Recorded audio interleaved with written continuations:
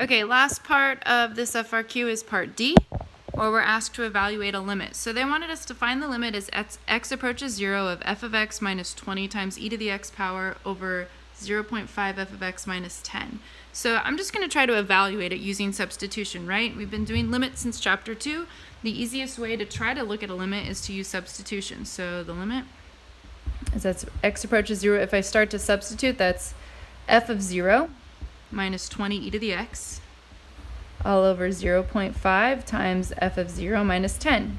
So you might be wondering, Ms. Stewart, what's f of 0? Don't forget, that is at least the one value of the original function that they gave us to begin with. So we go all the way back to the given information. F of 0 is 20.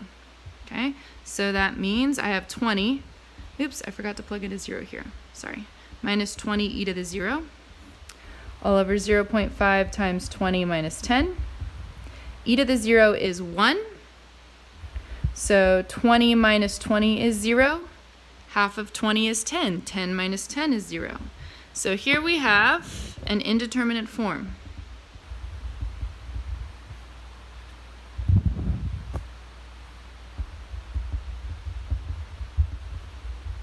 And I told you to check out section 9.2 that we had done. That's the very last new information we learned as we were still going through the textbook.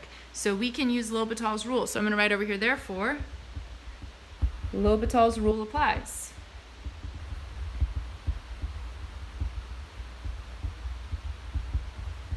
And L'Hopital's rule said that we could take the derivative of the top separate from the derivative of the bottom and then try substitution again.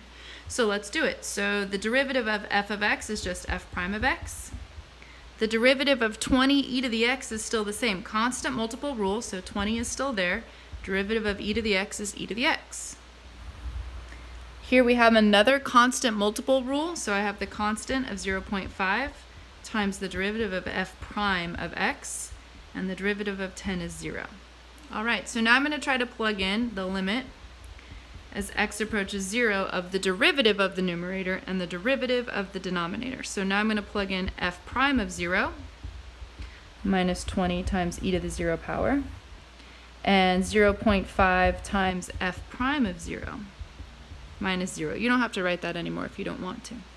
Going back to the table, f prime of 0 is 4. So I'm going to substitute a 4 there. Here is a 4 and here also. So here 20 times 1, right? This is still a 1. 4 minus 20 over 0.5 times 4, which is 2. 4 minus 20 is negative 16. Half of 4 is 2. Negative 8. So the limit, x approaches 0 of all of that business. Oops.